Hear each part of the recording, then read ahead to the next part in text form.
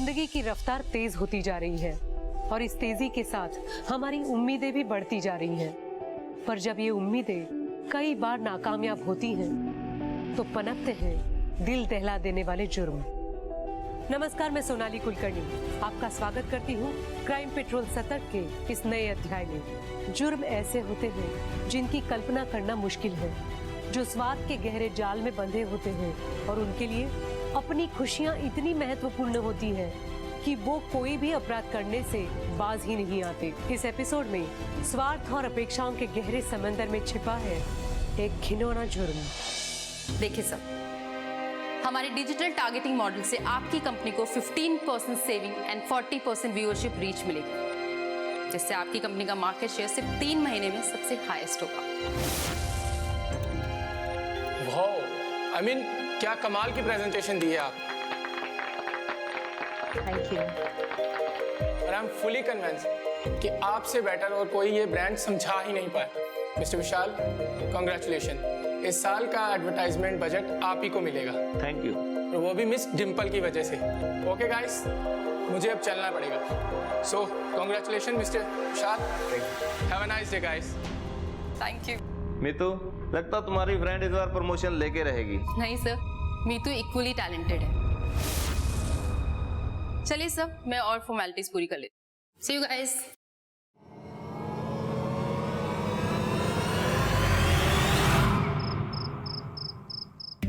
पापा, आपको पता है इस बार मेरी सैलरी रेस पक्की है।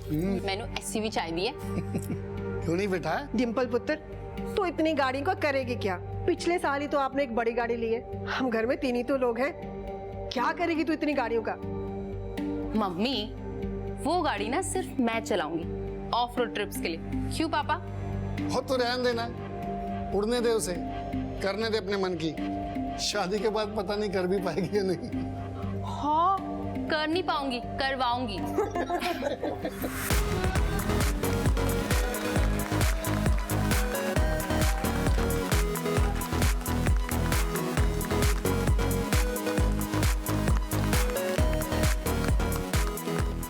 क्या किस्मत है यार बंदी की। इतना बड़ा क्लाइंट, वो भी 3 साल के लिए।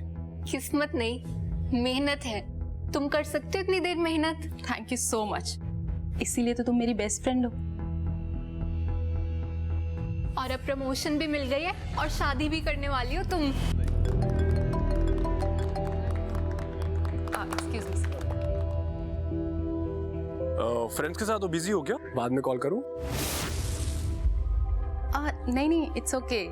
बस बॉस ने ना छोटी सी प्रमोशन पार्टी रखी है, बस केक एंड ऑल। 2 साल में 2 पार्टी, वो भी प्रमोशन वाली। अच्छा मुझे एक बात बताओ कि शादी के बाद भी तुम ऐसे ही जॉब करोगी क्या? और नहीं तो क्या। क्यों, तुम्हें डर लग रहा है कि तुम्हें मैं टफ कंपटीशन देने वाली हूँ? मुझे कोई प्रॉब्लम तो नहीं है, लेकिन देख लो टफ कंपटीशन होगा। ठीक है, मैं भी रेडी हूँ।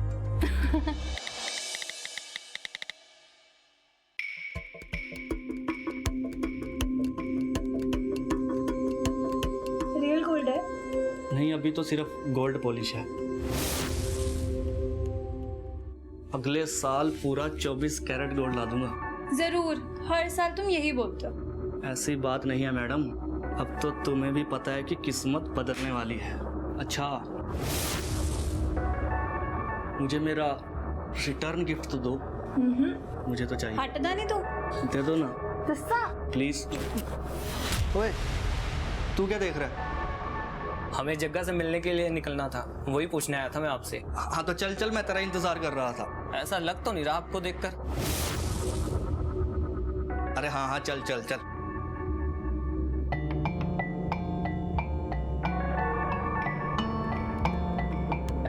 अब देर नहीं हो रही तुझे, चल।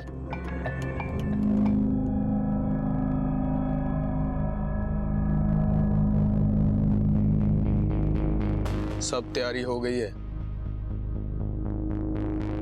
उम्मीद करता हूं हमारी मेहनत बेकार नहीं जाएगी और उसकी सही कीमत मिलेगी। हाँ बिल्कुल जग्गा भैया, हम सबको सही कीमत मिलेगी। मोंटी, एक बार फिर से सोच लेते हैं ये सब। ओ भैया, अब फिर से सोचने मत बैठ जाना। कभी तो हिम्मत दिखाओ। रोज रोज नहीं मिलते ऐसे मौके। अपने भाई को देख, इसकी हिम्मत। तो जग्गा भाजी, प्लान क्या है? प्लान ये है कि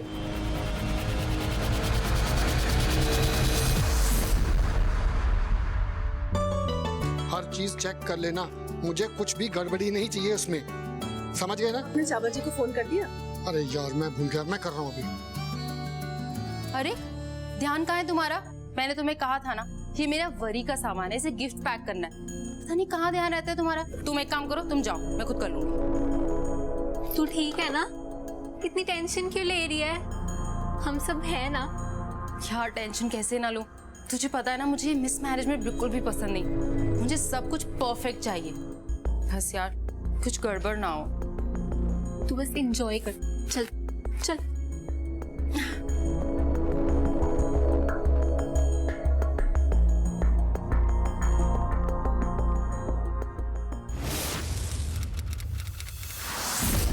ये मोंटी, हमारा यहाँ पर ज्यादा रुकना ठीक नहीं है।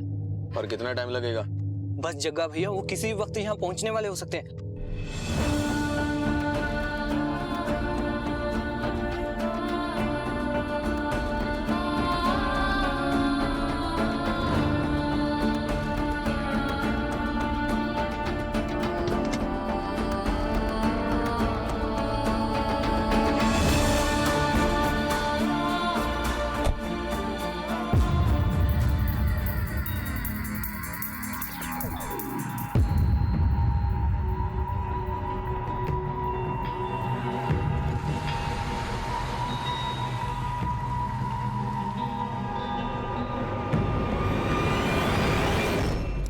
तुम परेशान मत हो, हमारे परिवार में भी तुम्हें वो सारी खुशियां मिलेंगी जो तुम्हें तुम्हारे परिवार में मिलती।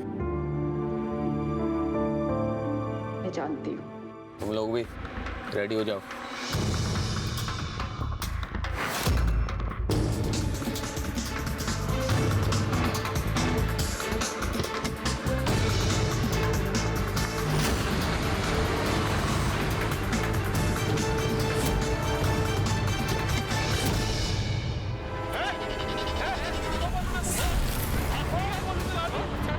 कौन हो तुम लोग?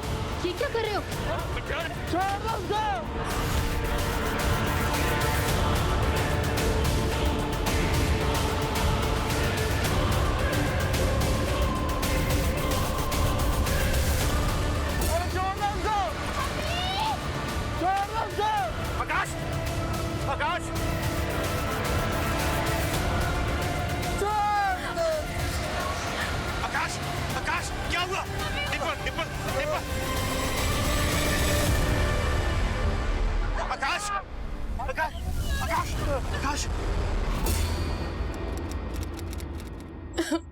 मुझे कहाँ ले आए हो? कौन हो तुम लोग? प्लीज मुझे छोड़ दो। मैं इसे यहाँ अपने घर में ऐसे नहीं रख सकता। और हम इसे यहाँ लाए हैं क्यों? मोंटी कुछ बोलेगा भी? प्लान के मुताबिक तो हमें इसे मुहर डालना था ना। नहीं, इसे मार नहीं सकते। अगर हमने इसकी जान ले ली तो हमें इसका पूरा फायदा नहीं उठा पाएंगे। क्यों मेरी प्यारी दुल्हनिया? इसकी जान से भी ज्यादा कीमती तो कुछ और है जो मैं वक्त आने पर बताऊंगा। इसका ध्यान रखना, मुझे ये जिंदा चाहिए। और ध्यान रखना कहीं भाग ना पाए। मैं अभी आया। लोग ऐसा नहीं कर सकते, मुझे छोड़ो। मोंटी, मैंने तुझे पहले ही कहा था कि उस आदमी पर भरोसा नहीं किया जा सकता।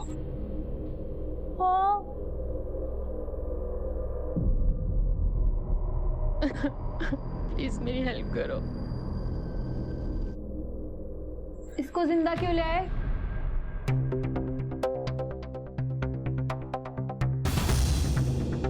गहने कहाँ हैं तुम्हारे? इसके गहने कहाँ पे है? इसके मुझे सारे गहने चाहिए।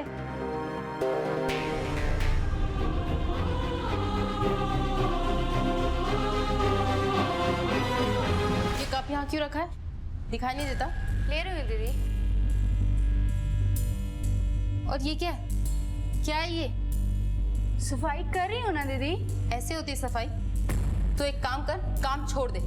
हमेशा बहाने रेडी रहते हैं। और डिम्पल, डिम्पल बेटा जाने देना, गलती हो जाती है लोगों से। मेरे से कोई गलती ना हुई है डिम्पल दीदी, कि आपको तो आदत है मेरी गलतियां निकालने की। इस घर में जितना मैं काम मैं करती हूँ ना, कोई ना कर पाएगा इस घर में काम। देखा मम्मी, इसके कितने नखरे बढ़ गए। अब कल से ना मैं ही काम किया करूँ। कल से क्यों, अभी से मैं ही काम करती हूँ। तू दे इधर, तू जा, छोड़। काम करना है नहीं, नखरे देख लो। ये क्या सफाई करती है।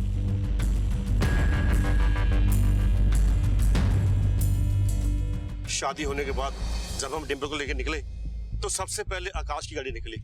उसमें आकाश, डिम्पल, मेरी बेटी और ड्राइवर था। और कुछ टाइम बाद हम निकले और जब मैं यहाँ पे पहुंचा तो मैंने देखा कि 3 लोग जिन्होंने मास्क पहने हुए उनके पीछे गया। वो देखते देखते बहुत दूर चले गए। नहीं तो आप लोगों ने कुछ तो देखा होगा। कहाँ है मेरी बेटी? क्या हो गया? कहाँ गए? आपने टाइम रहते हुए उसे रोका क्यों नहीं? पैसे कैसे जाने दिए? आकाश, आकाश, आकाश, क्या हुआ तुझे? आप बताते क्यों नहीं है? मेरी बेटी कहाँ है, बताइए। भाई साहब देखिए देखिए देखिए, 1 मिनट। मैं आपको छोड़ूंगा नहीं। अगर मुझे मेरी बेटी नहीं मिली तो मैं छोड़ूंगा नहीं तुझे। आपस में लड़ाई झगड़े का कोई फायदा नहीं है। टाइम वेस्ट करने से तो अच्छा है कि डिम्पल को ढूंढने में टाइम लगाएं। आप लोग जितना लड़ाई झगड़े में टाइम लगाएंगे, डिम्पल की जान को उतना खतरा बढ़ता चला जाएगा। समझने की कोशिश कीजिए बात। 1 मिनट जोगिंदर, आसपास का एरिया अच्छी तरह से सर्च करवाओ, देखो कुछ मिलता है क्या।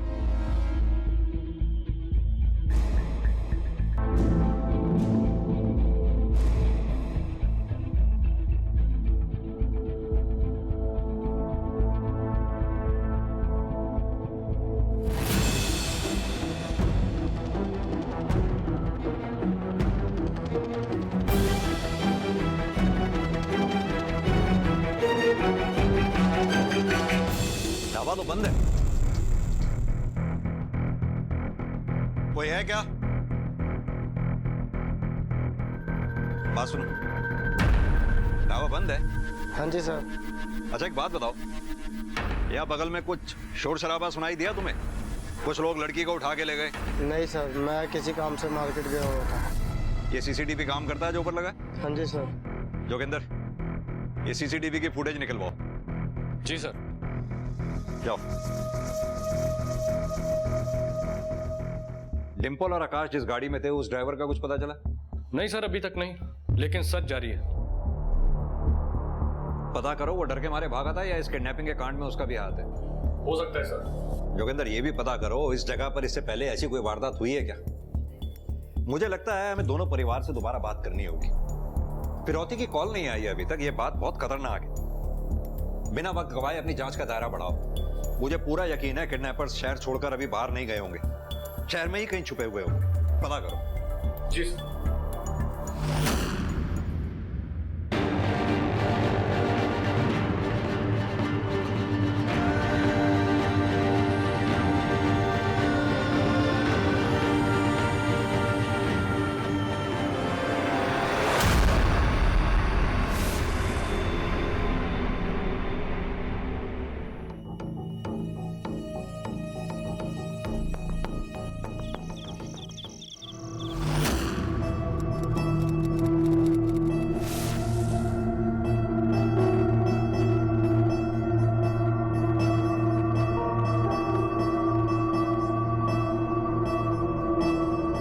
मेरी प्यारी बानी को भूख लगी है, मैं अपनी बानी के लिए खाना बनाऊंगा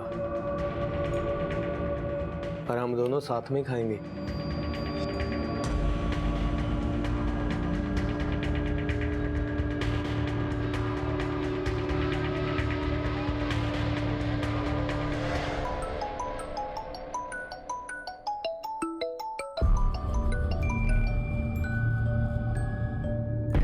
हाँ, इंतजाम कर लिया है जैसे आपने कहा था। कल ले आऊंगा।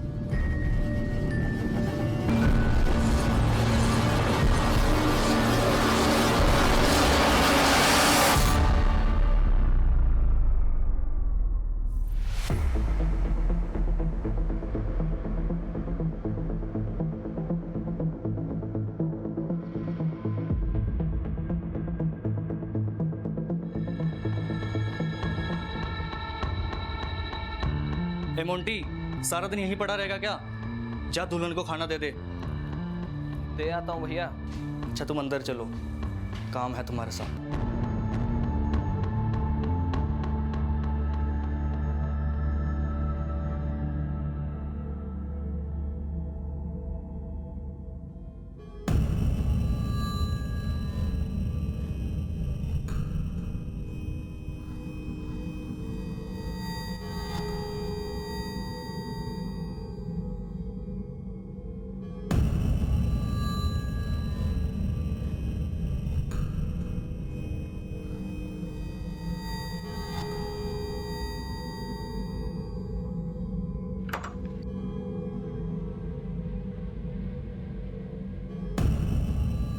क्यों बांध के रखा है? मुझे घर जाना है, प्लीज मुझे छोड़ दो। रोटी खा ले।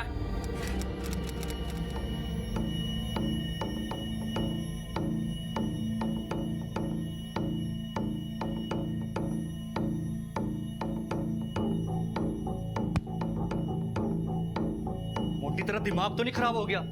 ये क्या क्या तूने? भैया दुल्हन है, स्वागरात तो बनती। चुप कर, अब एक जोर का तमाचा मारूंगा, सारी अकल ठिकाने आ जाएगी तेरी। ये हालत देख उसकी। हमने कौन सा उसको घर वापस भेजना है जो उसकी हालत देख कर करूं?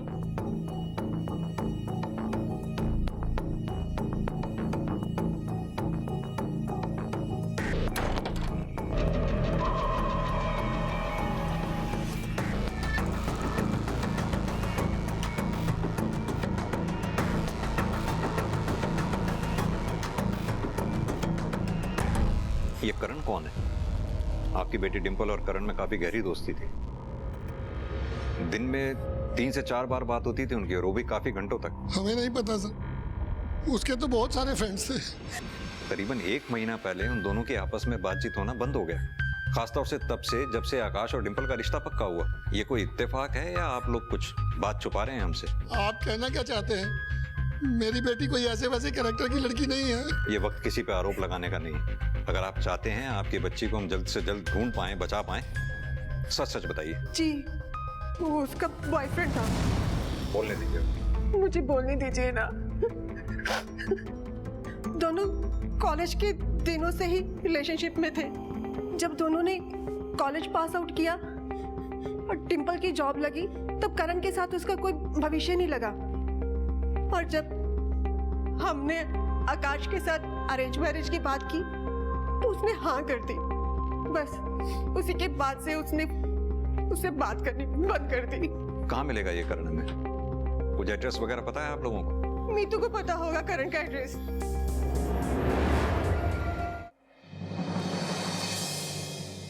जी, करण डिंपल से प्यार करता था और उनका अफेयर तकरीबन 6 साल तक चला। लेकिन अपने मतलब के लिए किसी को प्यार करके फिर छोड़ देना, ये सही तो नहीं है ना। इसलिए आकाश से रिश्ता जोड़ते वक्त मैंने डिंपल से करण की बात की थी, लेकिन डिंपल ने अपना मन बना लिया था। लेकिन वो डिंपल को किडनैप करने जैसा गलत काम कभी नहीं कर सकता, मैं उसे अच्छी तरह से जानती हूँ। लेकिन नीतू जी, ऐसे में अक्सर गलत कदम तो उठाया ही जा सकता है। ये जो लड़का है करण, इसका पता मालूम है आपको? मुझे सिर्फ रंजीत एवेन्यू का पता है, क्योंकि हम वहाँ अक्सर गोले वाले के पास मिला करते थे और वो हमारा हैंग आउट जोन हुआ करता था, पर मुझे उसका घर का एड्रेस नहीं मालूम। सच में? ताज्जुब की बात है, 6 साल पुरानी दोस्ती और अपने दोस्त का पता ही नहीं मालूम आपको? नहीं सर, उसने अभी 3 महीने पहले ही घर शिफ्ट करा है और हमारी बातचीत भी काफी कम हो चुकी है, बस इसीलिए। सर, हमने करण पे एपीबी, मेरा मतलब ऑल पॉइंट बुलेटिन लागू कर दिया है। उसका पता जल्दी चल जाएगा। करण के साथ साथ उसकी बेस्ट फ्रेंड मीतू, उसकी भी हिस्ट्री निकलवाओ। जी सर, थोड़ी देर में उसकी भी रिपोर्ट मिल जाएगी। साथ ही में उस एरिया में पिछले 6 महीने में जितनी भी चोरियां हुई हैं उस पर नजर डालो। आसपास के सभी पुलिस स्टेशन से पता करो क्या ऐसी घटना पहले भी कभी घटी है? नहीं सर, ऐसे किसी भी केस की कोई रिपोर्ट नहीं है जो इस केस से मिलता जुलता हो सकता है ये उनका पहला क्राइम हो। जोगिंदर, ये आकाश के फैमिली के बारे में एक और नई बात पता चली। जितने देखने में सीधे लगते हैं उतने सीधे हैं नहीं है। सारा का सारा परिवार कर्ज में डूबा पड़ा और ये उनके बैंक की स्टेटमेंट्स। धर्म जी, आप लोगों की किसी से कोई दुश्मनी? कभी किसी ने कोई धमकी दी हो आपको? हमें पता लगा कि आपने लोगों से उधार लिया हुआ। क्या ये बात सच है? जी हाँ, ये सच है कि कुछ टाइम पहले मेरे कारोबार में काफी नुकसान हुआ। ऐसी नौबत आ गई कि कंपनी को बंद करना पड़े। मेरे क्लाइंट्स अपना पैसा वापस मांगने लगे। मैं अपने पार्टनर को धीरे धीरे करके किस्तों में पैसे दी क्या, अभी तक दे रहा हूँ। 1 साल हो गया, बस थोड़ा सा पैसा बाकी रह गया देने वाला। इंस्पेक्टर साहब, मेरा पार्टनर मेरा बहुत अच्छा दोस्त है, बहुत पुराना दोस्त है। ऐसा क्यों करेंगे वो लोग? ये तो आपका पार्टनर ही हमें बताएगा। और आकाश, तुम हमें ये बताओ कि तुम्हें ब्लैकमेल कौन कर रहा था और क्यों? सर, लेकिन ये बात आपको कैसे पता? ये बात मुझे कैसे पता है? इस बात से ज्यादा इंपॉर्टेंट ये बात है कि तुम मुझसे ये बात शेयर कब करते? जब तुम्हारी बीवी के साथ कुछ हो जाता तब? देखो आकाश, बिना तुम्हारी कोऑपरेशन के हम इस केस को सॉल्व कर ही नहीं सकते। और आप सब भी, अगर आपने अभी तक कुछ छुपा रखा है तो हमें प्लीज सब सच सच बताइए। सर, आप मेरे साथ बाहर चलिए, मुझे आपको कुछ बताना है। सर, आपसे कुछ बात कहनी थी। बोलो। वो सर, मैं ना पॉर्न वीडियोस देखता हूँ सर। क्या?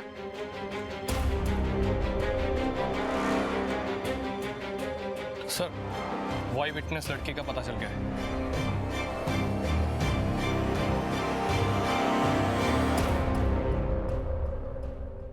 सर, वो 3 लोग नहीं 4 लोग थे।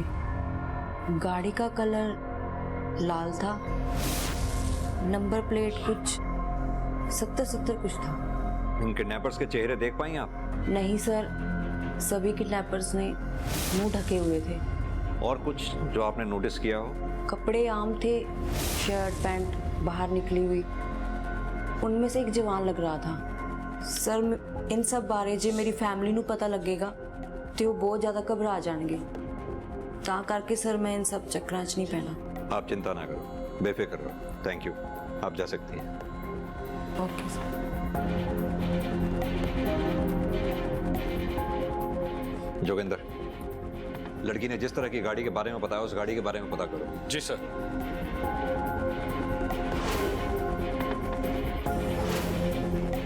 सर, 2 गाड़ियां मिली हैं। एक तो किसी सुनसान जगह पे खड़ी है और एक ट्रैवल एजेंसी के पास है। जी सर। Okay sir.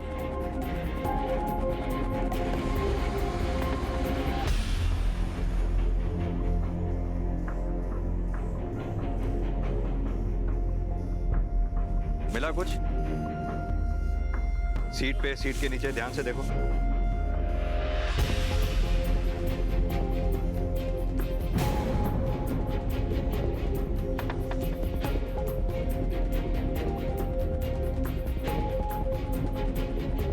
हाँ जोगिंदर। सर, ये गाड़ी हो सकती है। कुछ सबूत मिले मुझे। एक ये लंबा बाल है और उसके अलावा ये एक टूटी हुई चूड़ियां और कुछ टूटे हुए किलीरों के टुकड़े। जोगिंदर, एक काम करो, फॉरेंसिक टीम को बुलाओ। जी सर। पता करवाओ ये डिंपल के डीएनए से मैच होता है क्या? जी। और इस गाड़ी का भी आरटीओ से पता करो किसके नाम पे रजिस्टर्ड है। मैं अभी पता करता हूँ सर। गाड़ी का ऐसी हालत में मिलना, नकली नेम प्लेट, फेक रजिस्ट्रेशन, इस किडनैपिंग के लिए काफी लंबी प्लानिंग की गई है लगता है। फॉरेंसिक टीम को 24 घंटे और लगेंगे सर। इतना वक्त नहीं है हमारे पास जोगिंदर। इतनी कहानी तो मुझे भी समझ में आती है कि यह किडनैपिंग का मामला नहीं है, जाती बदला निकाला गया है। सर, 2 ही फैमिलीज हैं। या तो लड़के वालों की तरफ से किसी ने पैसे ऐंठने के लिए ये सब किया होगा, या फिर डिंपल के एक्स करण ने। हाँ, क्योंकि आकाश की ये पॉर्न वीडियो देखने वाली कहानी मुझे मनगढ़ंत सी लग रही है।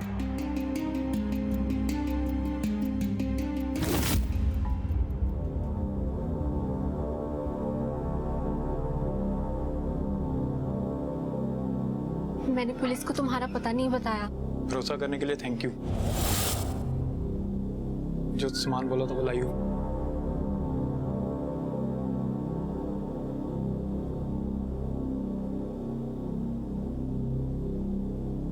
Thank you.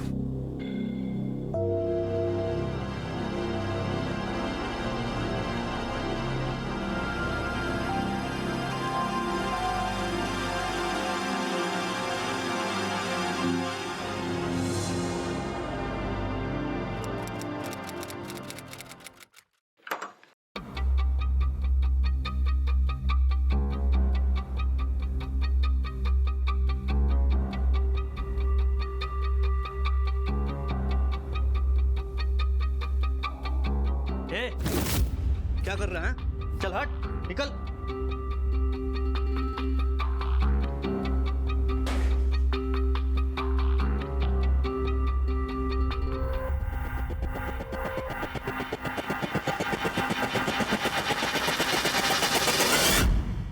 ये डिंपल आपके ऑफिस में कब से काम कर रही थी? इस साल उसके 5 साल पूरे होने वाले थे।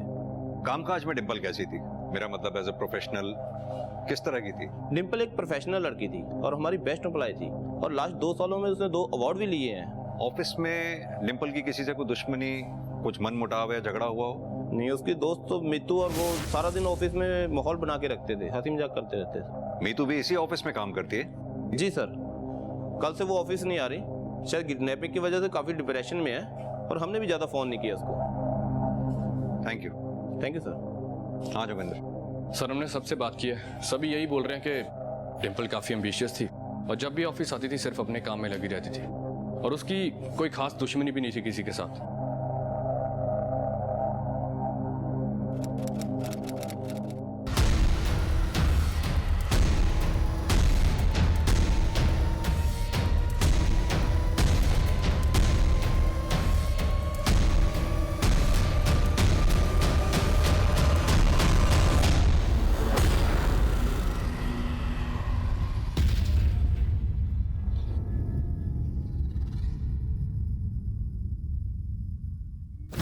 डिंपल रिच थी, एम्बिशियस थी, प्रोफेशनल थी, उसके दुश्मन हो सकते हैं, लेकिन ताज्जुब की बात यह है कि अभी तक फिरौती के लिए कोई कॉल नहीं आया। जोगिंदर, दुआ करो कि डिंपल ठीक ठाक हो, जिंदा हो। सर, ये रिकॉर्ड देखिए।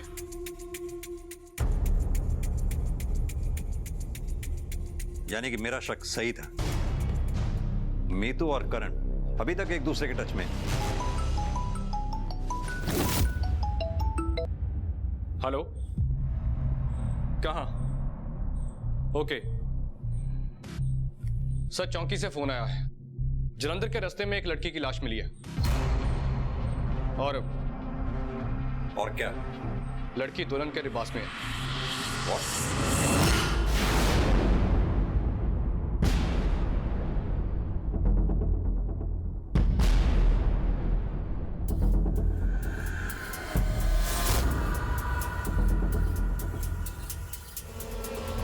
बॉडी को पोस्टमार्टम के लिए भेजो, इसकी फैमिली को भी इन्फॉर्म कर दो। जी सर, अभी करता हूँ। ऐसा कैसे हो सकता है कमल?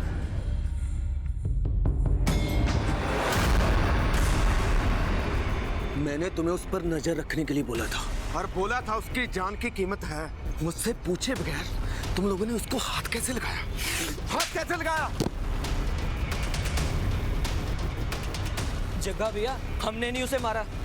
साले कमीने, झूठ बोलना बंद कर, नहीं तो बहुत मारूंगा। भैया, ये सच कह रहा है, हमने उसे नहीं मारा। हम जब घर गए उसकी लाश पड़ी मिली, हमने तो सिर्फ उसकी लाश ठिकाने लगाई थी। और लाश को ठिकाने लगाने के लिए जंगल से बैटरी आइडिया तुम लोगों को मिला ही नहीं। सालों, पुलिस को सब कुछ पता चल गया होगा, और अभी यहाँ तक पहुंचती होगी। तुम दोनों ने ना सारा काम बिगाड़ कर रख दिया। तुमको ना मैं छोड़ूंगा नहीं।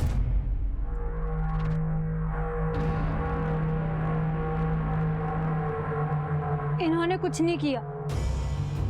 डोरे डाल रही थी वो कलमुही मेरे पति पे और देवर पे, ललचा रही थी इन्हें, मैंने मार दिया उसे।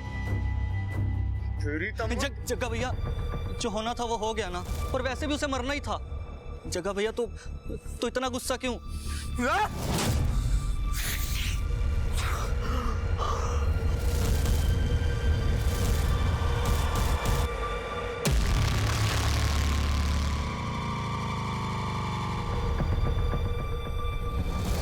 जहां एक और पुलिस एक नई नवेली दुल्हन को बचाने में जुटी थी, वहीं दूसरी ओर घट चुका था एक और अपराध। समय हाथ से फिसलता जा रहा था और पुलिस के लिए चुनौतियां हर घड़ी बढ़ती जा रही थी।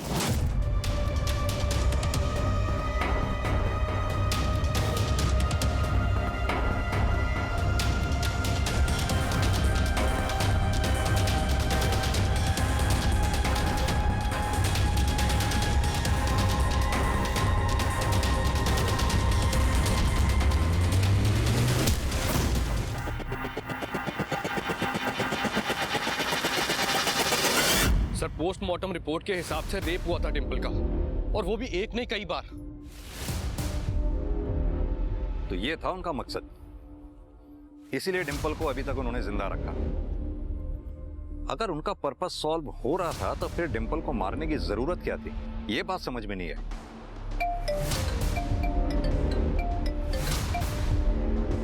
हाँ बोलो। एक काम करो, दोनों को उठा लो फौरन। सर मैं सच कह रहा हूं, मेरा इस किडनैपिंग से दूर दूर तक कोई कनेक्शन नहीं है। हाँ मैं उस पर गुस्सा था और कभी ना कभी जताना भी चाहता था। मैं भी सक्सेसफुल हो सकता था, पर उसने मुझे छोड़कर गलत किया। पर यह बात समझाने के लिए मैं उसे मार तो नहीं सकता था। सर मैं आज भी उससे प्यार करता हूँ। सर करण ने बोला कि वो निर्दोष है, इसीलिए मैं उसकी मदद करना चाहती थी। क्योंकि तुम करण से प्यार करती थी, या फिर इसलिए क्योंकि करण डिंपल से प्यार करता था जो तुम्हारी बेस्ट फ्रेंड थी? मैं ऐसा क्यों करूंगी? उसके ऑफिस में कई दुश्मन थे। दुश्मन तो तू भी थी, जलती थी उसकी पॉपुलैरिटी से। पहले डिंपल को अगवा करवाया, फिर उसका रेप करवाया, उसे मरवा डाला, और मरवाने के बाद उसका लवर करण के साथ भागने का प्लान बना डाला। नहीं सर, मैं जलती थी डिंपल की परफेक्ट लाइफ से, क्योंकि उसके पास वो हर एक चीज थी। एक बेहद चाहने वाला आशिक, एक सुशील पति, एक अच्छा घर परिवार, जिसकी उसने कभी कीमत नहीं समझी। लेकिन इसका मतलब ये नहीं है कि मैं धोखे से उससे सब कुछ छीनना चाहती थी। बहुत प्यार करती थी मैं उससे, सगी बहनों से बढ़कर थी वो मेरे लिए। मैं उसे कभी नुकसान नहीं पहुंचाना चाहती थी। सर आप जाके पता कर सकते हैं, जिस दिन डिंपल का किडनैप हुआ उस दिन मैं पब में था। सर मैं तो डिंपल के सामने सिर्फ अपने आप को साबित करना चाहता था, उसके लायक बनना चाहता था, क्योंकि मैं उससे प्यार करता था, बल्कि अब भी प्यार करता हूं। Excuse me. हाँ कौन? हाँ आकाश बोलो।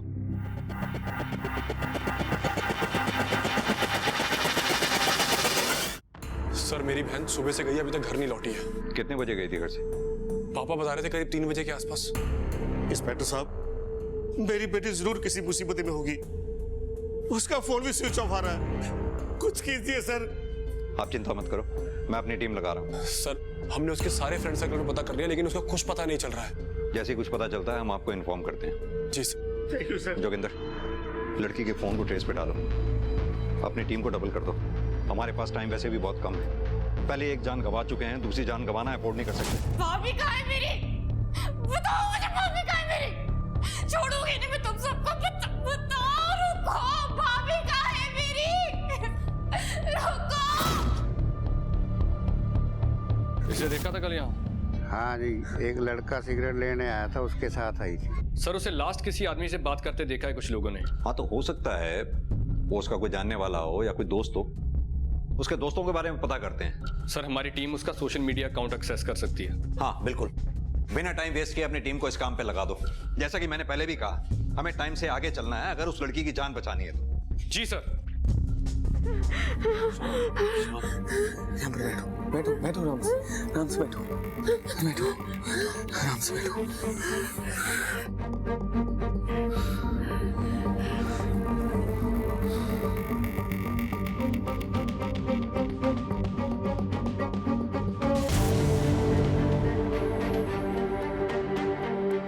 सुनो, 4 सर दे चुका हूं और 5वां कल लेकर आऊंगा। हाँ तैयार रहना।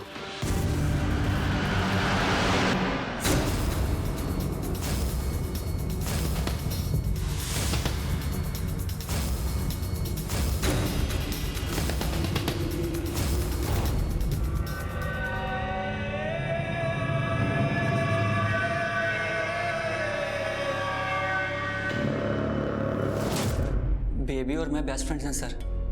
जी हाँ, मैं हैकिंग थोड़ी बहुत जानता हूँ, कंप्यूटर प्रोफेशनल हूँ सर, पर मैंने कभी इसका इस्तेमाल किसी के फायदे या नुकसान के लिए नहीं किया। पर हाँ सर, मैं जब उस दिन बेबी से मिला था तो उसने मुझे बताया था कि विराज, भाभी के किडनैपिंग के वक्त मैंने एक किडनैपर के हाथ में टैटू देखा था। पर टैटू तो आजकल सब करवाते हैं। ये देख, मैंने भी तो करवाया है ना, कूल बनने के लिए। तो सुन तो सही प्लीज, वो सेम टैटू मैंने भैया के किसी दोस्त के हाथ में भी देखा है। ये तू क्या बोल रही है? तू श्योर तो है ना? मैं श्योर हूँ। तू एक काम कर, तुझे आज ही इस बारे में पुलिस को सब सच बता देना चाहिए।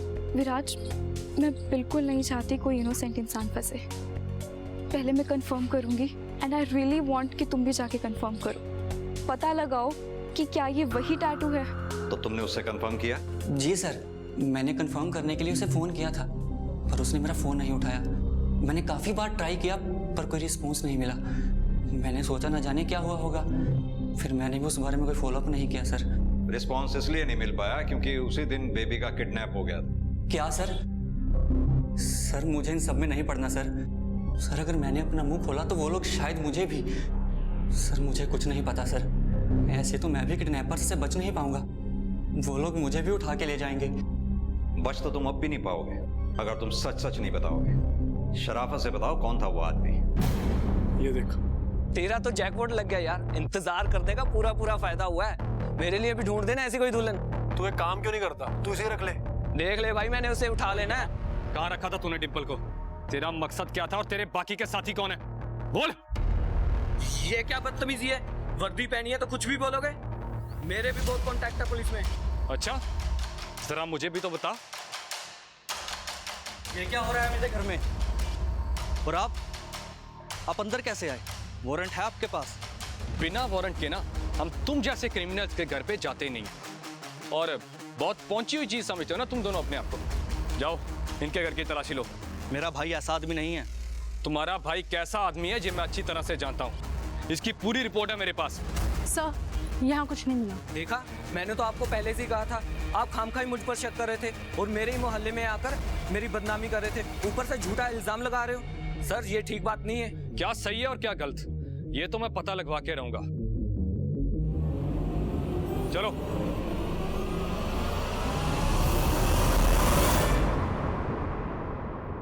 बहुत दिनों से नजर थी हमारी तुम पे। सर कटी लाशों के ढेर बढ़ते चले जा रहे थे। मेरे पास तो लोग आते हैं अपने कष्टों के निवारण के लिए। मैं उन्हें तो सिर्फ मुक्ति का रास्ता दिखाती हूँ।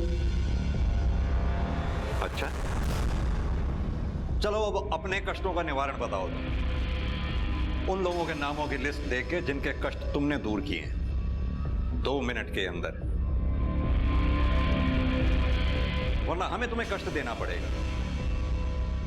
और हम जब तुम्हें कष्ट देंगे ना, उनके निवारण ढूंढते ढूंढते तुम्हारी उम्र गुजर जाएगी, समझी? बोलो।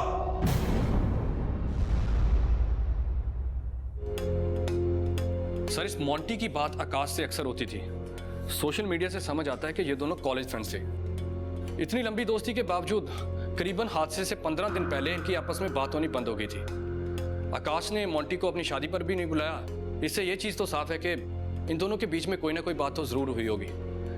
इसीलिए मोंटी ने अपने दोस्त और भाई के साथ मिलके कोई बदला लेने की कोशिश की होगी आकाश से। हो सकता है, लेकिन किस बात का बदला? और ये तीसरा आदमी कौन हो सकता है? उसका पता लगाते हैं सर। आप इस लिस्ट में किसको ढूंढ रहे हैं? है ये दूसरा केस है, कटे सिर वाली लाशों का। है एक औरत जो अपना जादू टोना का धंधा बनाए रखने के लिए लोगों को बेवकूफ बना रही है। कितनी ही लोगों की हत्याओं की जिम्मेदार है ये औरत। कितने घर बर्बाद कर दिए, कितने जिंदगियां बर्बाद कर दी इस औरत। सर, इस स्केच वाले आदमी का नाम है जग्गा। वो जादू टोने वाली औरत इसे जानती है। ये उसके पास अपनी बीवी के दिमाग का इलाज करवाने गया था। ये उसी के घर के पास रहता है, 3 घर छोड़ के।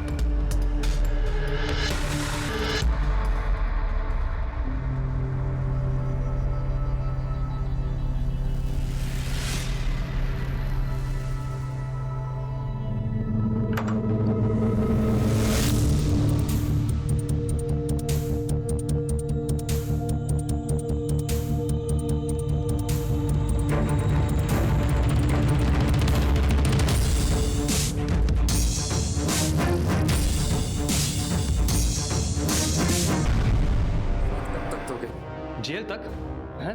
उसने तो अपनी सजा कम करवा ली है सच्चाई बता के। अब तू भी सच बोल दे।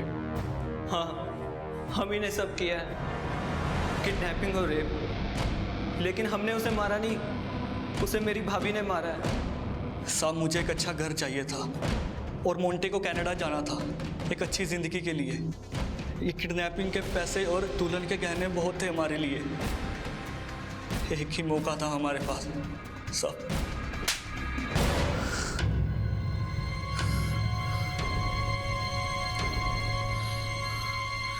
मैं अपनी बीवी से बहुत प्यार करता हूँ। हमारा बच्चा खो जाने के बाद वो अपना मानसिक संतुलन खो बैठती थी। सारे डॉक्टरों ने भी जवाब दे दिया था। उसे ठीक करने के लिए बस मेरे पास यही एक तरीका था। मुझसे 5 शेर मांगे गए थे, बस सारा काम ठीक हो रहा था, सब कुछ ठीक होने वाला था। और ऊपर से आप जानता भी है क्या कह रहा है तू? 5 कटे सिर मांगे थे। इस तरह के गुनाह करके तू अपनी बीवी के साथ खुश रह पाता? बेबी को किस मकसद से गायब किया था? तुम्हें नहीं लगता तुम्हारी एक्टिंग कुछ ज्यादा ही होगी भैया? क्या मतलब? भैया प्लीज ये रोने धोने का ड्रामा प्लीज मेरे सामने तो मत ही करो। मुझे पता है ये सब आपने किया है। मैंने खुद अपने कानों से आपको किसी को कहते हुए सुना था कि डिंपल वापस नहीं आनी चाहिए। भैया प्लीज बताओ भाभी कहाँ पर है? तेरा दिमाग तो नहीं खराब हो गया? जा यहाँ से। भैया अभी मेरे पास प्रूफ नहीं है पर मैं पता लगा के रहूंगी और मुझे कोई नहीं रोक सकता।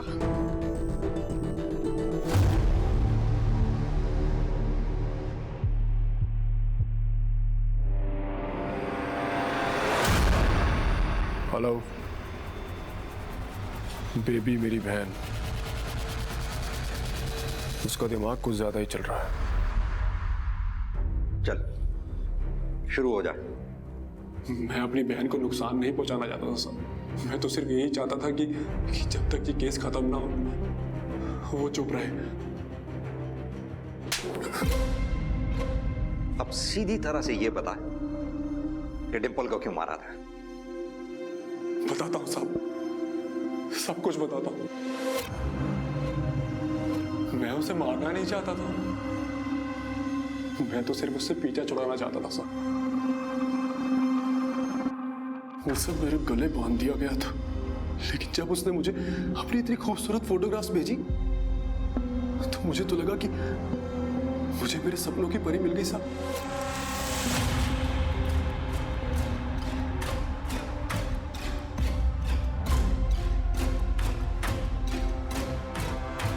लेकिन जब मैंने उसे रोके वाले दिन आमने सामने देखा तो पापा जी, I am not attracted to her. मेरे को उससे शादी नहीं करनी है। उस लड़की ने, उस परिवार ने हमसे झूठ बोला है, हमें फेक फोटोज दिखाई हैं और आप बोल रहे हो कि मैं उससे शादी कर लूं? मैं उससे शादी बिल्कुल नहीं करूंगा। फोटो फेक होगी मगर ये पैसे, ये तोहफे, ये तो फेक नहीं ना। आंखें खोल के देख, कितना कुछ दिया उन लोगों ने हमें, रोके पर ही, और जिंदगी भर देते भी रहेंगी। सोच। पापा जी, आप मेरी बात को बिल्कुल नहीं समझ रहे हो। मेरे को उस लड़की से शादी बिल्कुल भी नहीं करनी है। आप उसके परिवार को अभी फोन करके बोल दो कि मैं उससे शादी नहीं करूंगा बस। तो ठीक है बेटा, तू ले जिम्मेवारी और चुका मेरे ब्याज के पैसे। सोच, करेगा ऐसा? उतारेगा मेरे पैसे? बहन की शादी का इंतजाम करेगा तू? मैं उससे शादी तोड़ नहीं सकता था क्योंकि पापा ने उससे दहेज ले लिया था। मेरे पास और कोई चारा नहीं था साहब। एक सुंदर लाइफ पार्टनर का मैंने जिंदगी भर सपना देखा सर, उसे पिरोया। मैं उसे कैसे टूटने देता सर? आप मुझे बताओ, क्या मेरा हक नहीं है कि मुझे भी एक सुंदर लड़की मिले? इसीलिए अपने दोस्त के साथ मिलकर अपनी बीवी डिंपल को मार डाला। अपनी जिंदगी संवारने के लिए उसकी जिंदगी को खत्म कर दिया। साधारण बीवी को देखकर दोस्त क्या कहेंगे, यही परेशानी थी ना तेरी। अब तेरी इस असाधारण जिंदगी को देखकर समाज क्या कहेगा, ये नहीं सोचा?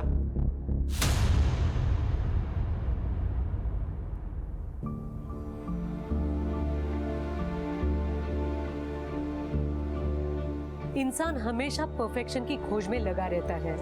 कहीं चाहिए परफेक्ट शक्ल, कहीं परफेक्ट जॉब, कहीं परफेक्ट घर, तो कहीं परफेक्ट पार्टनर। और यही इच्छाएं अगर जुनून बन जाएं, तो इंसान के लिए किसी भी तरह का समझौता करना नामुमकिन हो जाता है।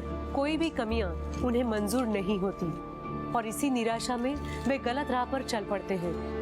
अक्सर फिर वो राह अपराध की ही क्यों न हो। तू श्राप है, अभिशाप है, तू श्राप है, अभिशाप है, अभिशाप है।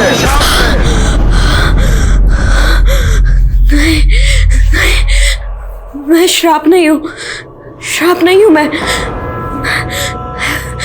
श्राप नहीं। मैं खास हूँ मैं सबकी चहेती हूँ। मैं अभी श्राप नहीं हूँ।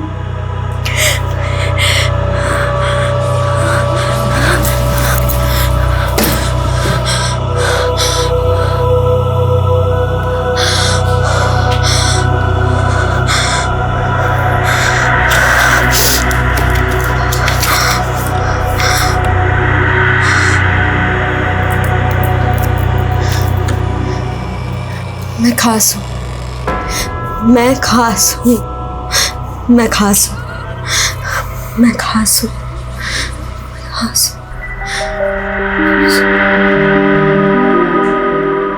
ये ट्रॉफी मैं अपनी स्वर्गवासी माँ को समर्पित करना चाहती हूँ, क्योंकि उन्हीं की प्रेरणा से तो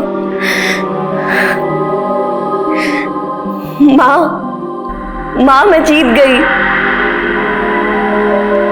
मैं सपने देखती हूँ अपना ये विश्वास जिंदा रखने के लिए कि मेरे सपने अभी भी जिंदा हैं। काश मेरी माँ भी जिंदा होती। पता है मेरी माँ मुझसे क्या बोलती थी? माया, औरत की चोटी में उसके 3 संसार होते हैं, प्रेम, प्रतिज्ञा और पति। पर मेरा प्रेम भी अजब और पति भी, और प्रतिज्ञा तो उससे भी गजब। मेरा संसार तो मुझे 8वें अजूबे जैसा लगता है। न जाने ऊपर वाले की क्या माया है, और ऊपर से मेरा नाम भी माया है।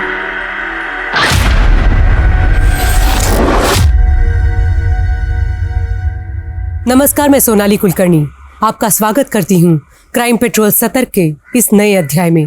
सपनों पर कोई प्राइस टैग नहीं होता, फिर भी इस दुनिया में सपने बेचे जाते हैं और बेचते समय ये जताया जाता है कि ये फ्री का माल है, चाहे जितना ले लो, आपको इसकी कोई कीमत चुकानी नहीं होगी। लेकिन जब आंखें खुलती है तो पता चलता है कि लोग अपनी पूंजी गंवा चुके होते हैं, अपना कीमती समय गंवा चुके होते हैं, यहाँ तक अपनी जान भी गंवा चुके होते हैं। अचंभों से भरी ये एक ऐसी वारदात है जिसे जानकर हमें ये एहसास होगा कि झूठे दिलासों से बेहतर है कि हम सच से चोटिल हो जाए, क्योंकि सच अगर घाव भी देता है तो नसीहत भी बड़ी अच्छी देता है, लेकिन झूठ सिवाय बर्बादी के कुछ नहीं देता।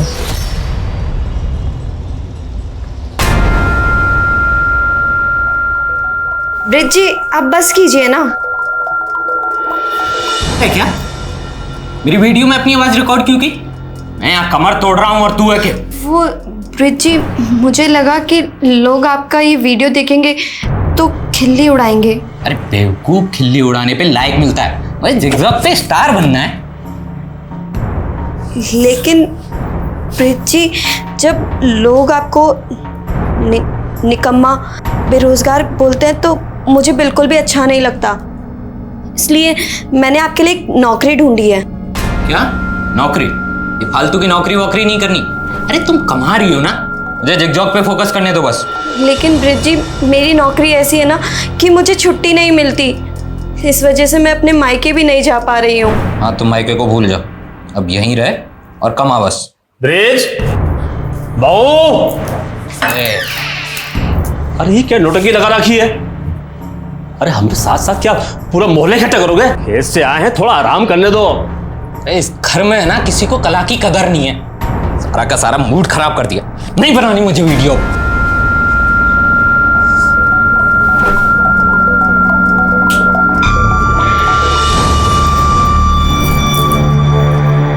अच्छा हुआ निकल गया।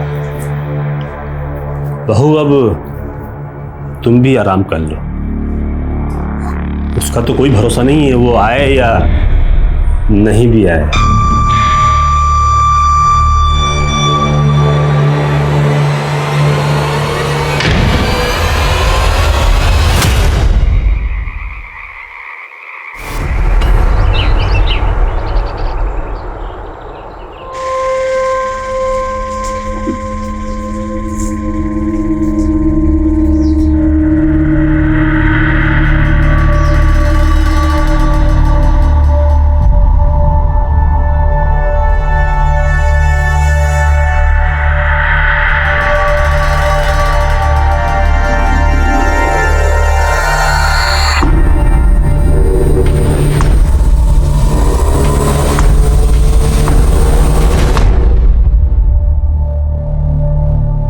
अरे तो ब्रिज की पत्नी है ना, उसको कहाँ से मिल गई ऐसी हूर की परी? कोई परी वरी ना है, ये डायन से भी ऊपर की चीज है। हमारी पत्नी बोल रही थी नागिन जैसी छाल है इसकी। अच्छा हाँ, फिर तो पत्नी के रूप में अभिशाप ले आया बेचपना है। और क्या।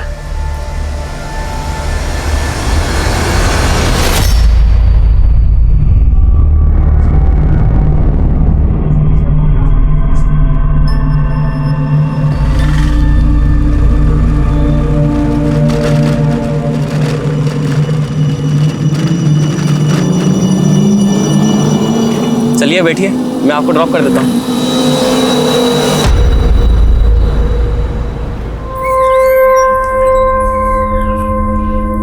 दीनू, कितनी बार बोला है तुम्हें प्याज थोड़ा छोटा छोटा काटा करो? हर बार समझाना पड़ेगा क्या? मैं भी ना गुड मॉर्निंग भी नहीं बोला और सीधा डांट दिया। आगे से ध्यान रखना।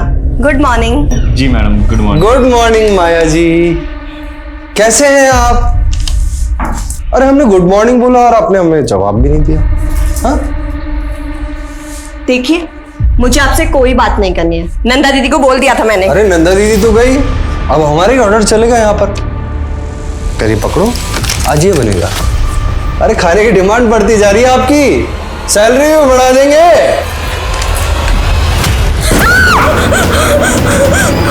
क्या हुआ मैडम? मैडम वहां पे किसी कटी हुई उंगली है।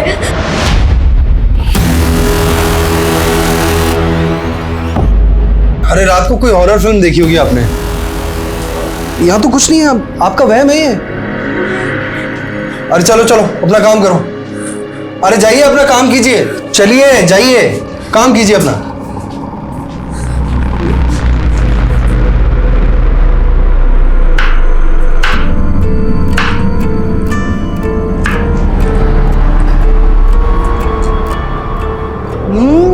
बहुत टेस्टी है माया, तुमने तो बिल्कुल 5 स्टार के होटल के शेफ जैसी डिश बनाई है।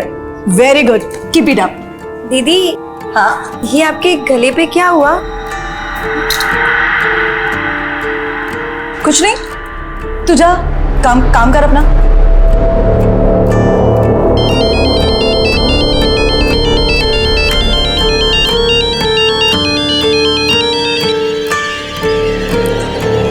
जी पापा। और माया बेटी, ससुराल में तू खुश तो है ना? हाँ बाबा, आपका मन लग रहा है मेरे बिना? मैं बिल्कुल ठीक हूँ। वो 15 दिन बाद तीज है। अब तेरा कोई भाई तो है नहीं, इसलिए नेक शगुन लेके मुझे ही तेरे ससुराल आना पड़ेगा। इस बहाने तुझसे मिलना भी हो जाएगा। ठीक है बाबा, मैं इंतजार करूंगी। अपना ध्यान रखना। तू भी अपना ख्याल रखना।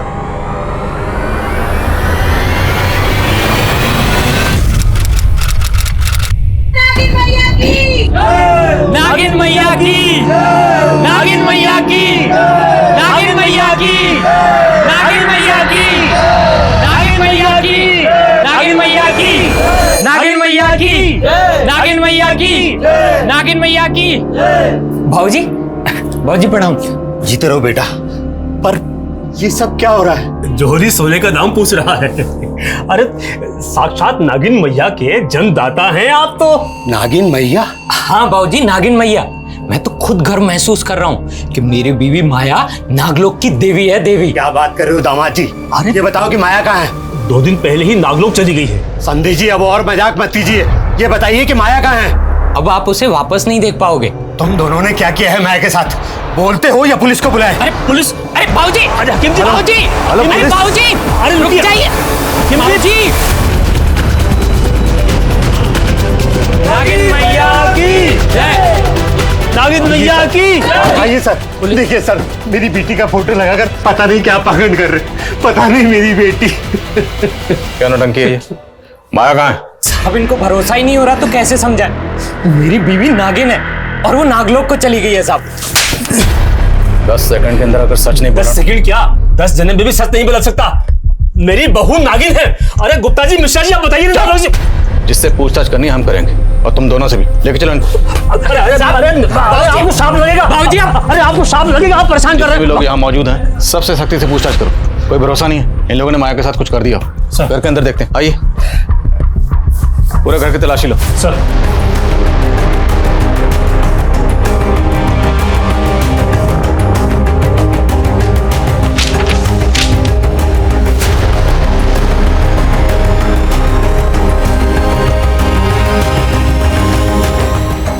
सर, अंदर से दवाइयों का बॉक्स मिलाएं। निकालो बाहर।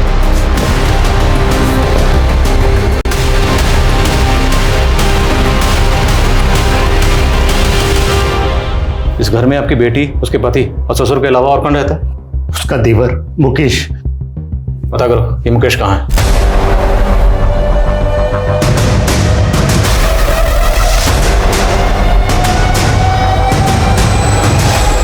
तू भी शामिल था ना अपने भाई के साथ इस नौटंकी में? बोलो, तुम तीनों ने मिलकर क्या किया माया के साथ? साहब हमें कुछ नहीं मालूम साहब, और मुकेश तो 10-12 दिन पहले से ही बाहर था साहब। हाँ साहब, मुकेश को तो पता भी नहीं है कि उसके पीछे से यहाँ क्या क्या चमत्कार हो रहे हैं साहब। बकवास नहीं, अगर सच नहीं बोलोगे ना तो खाल उधेड़ देंगे। साहब सच में हमें कुछ नहीं मालूम साहब। साहब उसमें पहले से ही नागिन के लक्षण थे साहब। कैसे लक्षण बे? साहब उसके हाथों में ना वो दाग थे, जैसे सांप की खाल में होते हैं ना साहब। हमने तो चरम रोग समझ के उसको वैद्य को दिखाया, लेकिन उसने बताया कि वो रोग है, वो लाइलाज है साहब। इस वजह से माया को हमारे मोहल्ले में तिरस्कार सहना पड़ा साहब। कोई परिवारी ना है ये, डायन से भी ऊपर की चीज है। हमारी पत्नी बोल रही थी नागिन जैसी छाल है इसकी। अच्छा, हाँ फिर तो पत्नी के रूप में अभिशाप ले आया, बेचैना है। और क्या, चरम रोग की बात साहब सब जगह फैल गई, और फिर मोनी बाबा आए। मोनी बाबा? हाँ साहब, मोनी बाबा की महानता को यहाँ सब जानते हैं साहब। अभी 1 सप्ताह पहले यहाँ आए थे। नागिन मैया दर्शन दीजिए। मोनी बाबा, बाबा प्रणाम। प्रणाम। नागिन मैया जय हो, नागिन मैया जय हो, जय हो नागिन मैया, धन्य हो नागिन मैया। ये सब मूर्ख लोग हैं जो आपका अपमान कर रहे हैं। बाबा, ये आप क्या बोल रहे हैं बाबा? चुप कर अधर्मी, तू और तेरा बेटा ही नहीं, तेरे पड़ोसी भी इस पाप में भागीदार हैं। इनके हाथ पे ये तेजस्वी चिन्ह देख रहे हो तुम सब, ये नागलोक की देवी है, नागलोक की देवी है ये, नागिन मैया की जय। फिर बाबा पूजा सत्कार के लिए लेकर के गए, और फिर सबको दिव्य स्वरूप के दर्शन दिए उन्होंने। नागिन मैया की जय, नागिन मैया की जय, नागिन मैया की जय, नागिन मैया की जय। तुम लोगों ने जो भी नौटंकी की, लेकिन माया कहाँ चली गई? साहब मैंने 2 रात पहले उसको कमरे में छोड़ा था। भाई विराजी, और कल से सिर्फ सुबह के 9 बजे से लेकर के रात के 9 बजे तक आपके दर्शन होंगे, जब तक आप आराम कीजिए। जय हो नागिन मैया की जय हो, जय हो, जय हो। फिर जब सुबह देखा तो वो वहां नहीं थी साहब। फिर हमने मोनी बाबा से संपर्क साधा, तो बाबा ने बताया कि माया तो नागलोक चली गई है साहब। अच्छा, इनका नागलोक का भूत उतारो जरा। सर, माया के पड़ोसी तो उसके पति और ससुर की तरह ही बातें कर रहे हैं। उल्टा वो तो कह रहे हैं कि वो माया का अच्छे से ख्याल रखते थे, क्योंकि माया फैमिली के अंदर इकलौती ब्रेड अर्नर थी। तो माया कहीं जॉब करती थी? हाँ सर, वो होटल ड्रीम स्टार के अंदर शेफ थी। और माया का देवर मुकेश, उसके बारे में कुछ पता चला? सर, लोग बाग कह रहे हैं कि जब से नागलोक का ड्रामा शुरू हुआ है तब से मुकेश दिखा ही नहीं। पता करो इस मुकेश के गायब होने के पीछे क्या राज है। और ये मौनी बाबा, सारा अंधविश्वास इस मौनी बाबा का फैलाया हुआ है। इसकी कुंडली भी खंगालनी पड़ेगी। Yes sir. कम। मैंने ब्रिज का मोबाइल चेक किया, वो ज़िगज़ैग मोबाइल ऐप पर अपने बहुत सारे वीडियोस डाला करता था। कुछ वीडियोस तो नागिन मैया के ही थे। ये देखिए सर, इसको काफ़ी सारे लाइक्स और व्यूज़ मिले। कहीं ब्रिज जिगजॉग पे फेमस होने के लिए तो ये खुराफात नहीं कर रहा। इसके बाकी सोशल मीडिया अकाउंट भी खंगालो।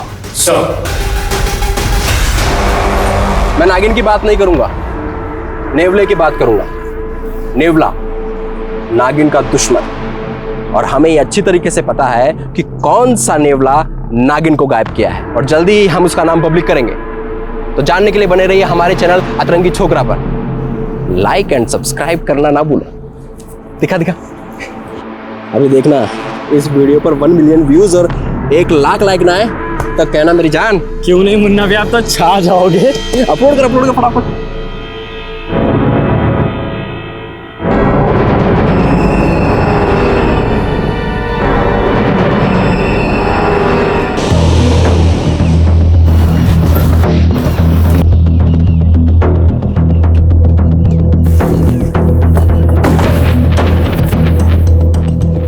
मैं आध्यात्मिक अवश्य हूँ लेकिन अंधविश्वासी नहीं। तो माया नागिन है, नागलोक चली गई है, ये सब क्यों कहा था? मैं उस नारी की मदद करना चाहता था और वो स्वयं यहाँ मदद के लिए आई थी। बाबा जी, अभिशाप बोल बोलकर लोगों ने मेरा जीना मुश्किल कर दिया है। मेरे पति और ससुर को भी यही लगता है कि मैं शापित हूँ। बाबा जी, मेरी मदद कीजिए ना।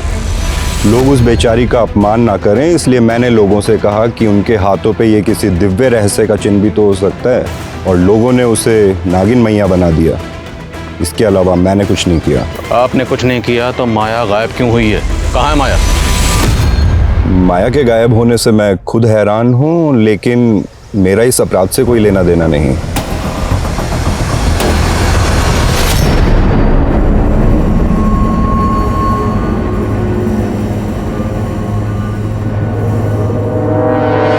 जी सर, माया हमारे यहाँ पर शेफ थी और तकरीबन 12 दिनों पहले वो मुझसे 4 दिनों की छुट्टी लेकर गई थी। दीदी, मुझे 4 दिन की छुट्टी चाहिए थी।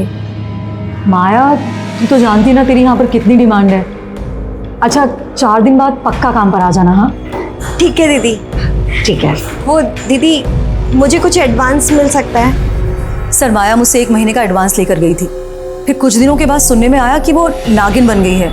सर, मुझे तो कुछ समझ ही नहीं आया कि आखिर ये माजरा क्या है। क्या माया के होटल के किसी भी स्टाफ के साथ में कोई दुश्मनी थी? किसी के साथ में कोई झगड़ा हुआ था? नहीं सर, ऐसा कुछ भी नहीं था। Thank you.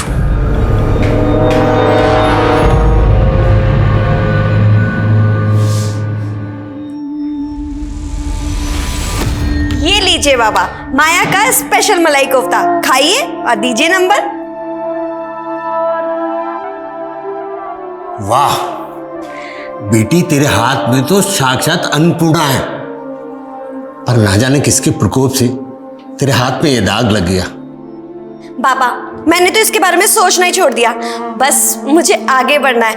आप मुझे हैदराबाद। माया, तुझे कितनी बार बोला है, तेरी जबान पर हैदराबाद का नाम नहीं आना चाहिए। मुझे तेरी शादी करनी है बस। कल को ये दाग बढ़ गया तो लड़का ढूंढना मुश्किल हो जाएगा।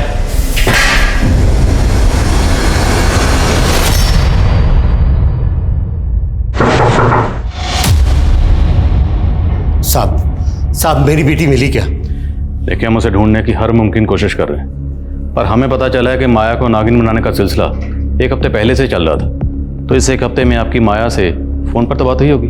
मेरी तो माया से 10 दिन पहले फोन पे बात हुई थी, और उस दिन तीज पर जाने से पहले मैंने फोन लगाया तो उसका फोन बंद था। सोचा था उससे जाकर मिल लूं, लेकिन वहां तो। अच्छा, माया ने कभी आपसे अपने ससुर या पति के बारे में कुछ बताया कि उनका बर्ताव कैसा था? उसने उनकी कभी निंदा नहीं की, लेकिन अब वो लोग मुझे ठीक नहीं लग रहे। माया और ब्रिज की शादी 9 महीने पहले हुई थी, तो शादी से पहले माया का किसी लड़के के साथ कोई प्रेम संबंध? अरे नहीं साहब, माया तो बहुत सुशील और संस्कारी लड़की है। अच्छा, मौनी बाबा ने हमें बताया कि माया खुद उनसे मदद मांगने आई थी। क्या माया भी इस तरह की बातों में यकीन रखती थी? नहीं साहब, माया तो पूजा पाठ ना के बराबर करती थी। ये सब उनकी झूठी कहानी। पक्का मेरी बेटी के खिलाफ कोई बड़ी साजिश रची गई है। इतने दिनों से कहाँ गया वो तुम? चल क्या रहा है ये सब? हाँ, और हो कहाँ? हमारे बगैर दिल नहीं लग रहा तुम्हारा। बकवास बंद करो और सच सच बताओ मुझे, कहीं तुमने माया को? नहीं, उस जहरीली नागिन के जहर से थोड़ी मरना हमको। मैंने अपने पिछले वीडियो में जिस नेवले का जिक्र किया उसको संशोधित करते हुए अभी मैं गिद्ध की बात कर रहा हूँ। सर ये मुन्ना जिगजॉक ऐप पर ब्रिज का कॉम्पिटिटर है। दोनों में जिगजॉक से लेकर सोशल मीडिया के स्टेटस तक हमेशा जंग छिड़ी रहती है कि कौन किससे बेहतर है। लेकिन ये किस नेवले गीत की बात कर रहा है? ये कोई इंसान है जिसने माया को गायब किया है, या फिर कोई इस तरह का कांड करके सोशल मीडिया पर हीरो बन रहा है? अगर इस तरह के वीडियो वायरल होते रहे तो अंधविश्वास और फैलेगा। साइबर सेल से कांटेक्ट करो, उनसे कहो कि इस तरह के वीडियो वायरल करने वालों पर तुरंत कार्रवाई करें और मुन्ना को उठा कर लाओ। Okay sir. सर, माया के ससुराल में जो कप सिरप की बॉटल्स मिली थी, उसकी जांच में पता चला है कि उसमें काफी मात्रा में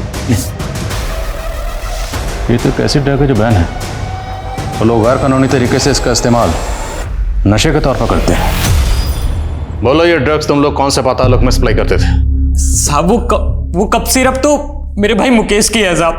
वो दवा सप्लाई का बिजनेस करता है ना साहब। क्या है इसमें? कुछ नहीं बाबू, खांसी की दवाई है। मुझे भी कल से थोड़ी खांसी चल रही है, मैं पी लूं क्या? अगर इसको पी लिया ना तो सीधे ऊपर पहुंच जाओगे। अच्छा, ऐसा क्या है इसमें? कहीं तू गैर कानूनी धंधा तो नहीं कर रहा? साहब, अगर मेरा बस चलता ना तो मैं मुकेश को हमेशा के लिए घर से बाहर निकाल देता साहब। लेकिन उसको गायब कर दिया ताकि तुम लोगों के कान पर पर्दा पड़ा रहे। नहीं साहब। मुकेश कहाँ है बोलो? साहब सच में मैं कुछ नहीं मालूम साहब। सब पता चल जाएगा, थोड़ी धुलाई और करें।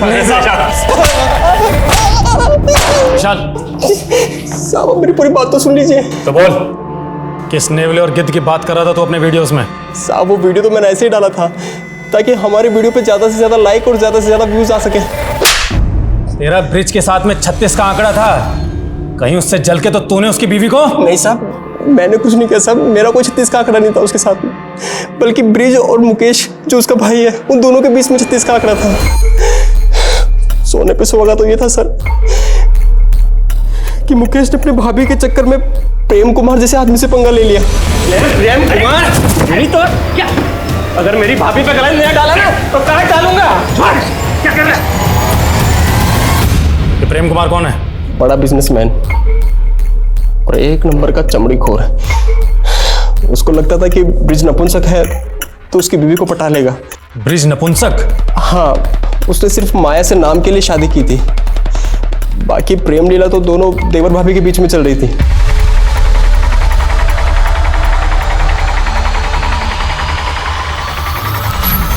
नागलोक का तो पता नहीं, मुझे लगता है कहीं दोनों के दोनों प्रेम लोक में तो नहीं चले गए। ये पता लगाने का काम हमारा है, समझा?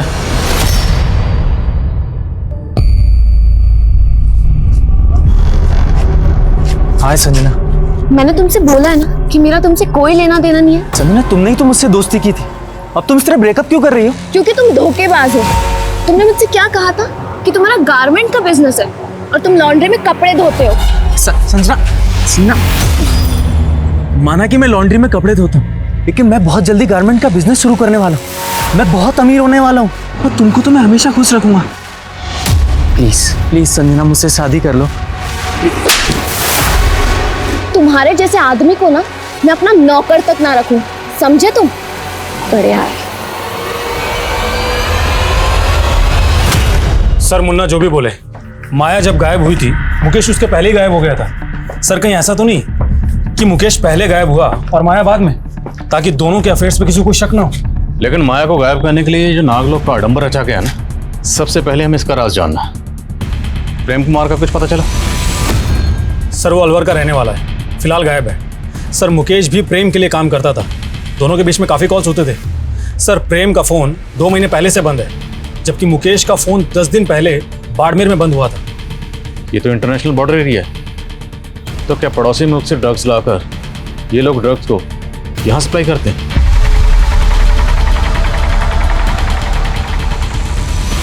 ये काफ़ी सेंसिटिव इशू है। प्रेम कुमार और मुकेश दोनों के डिटेल्स ATT और नार्कोटिक्स से शेयर करो। Okay sir. एक बात और सर, मौनी बाबा के कई फॉलोअर्स विदेशों में भी हैं और उसने कहा था कि माया उसके पास आती है। सर, मुझे तो लग रहा है कि ये माया अपनी मर्जी से गायब हुई होगी।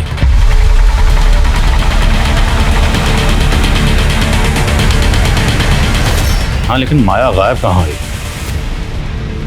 मेरे अंदर से एक आवाज गूंजती है जिस पे मोहित होकर मैं बेचैन हो जाती हूँ। ये आवाज हैदराबाद से आती है बाबा, मैं खुद को वहां जाने से नहीं रोक सकती। मुझे माफ कर देना बाबा। आपकी माया।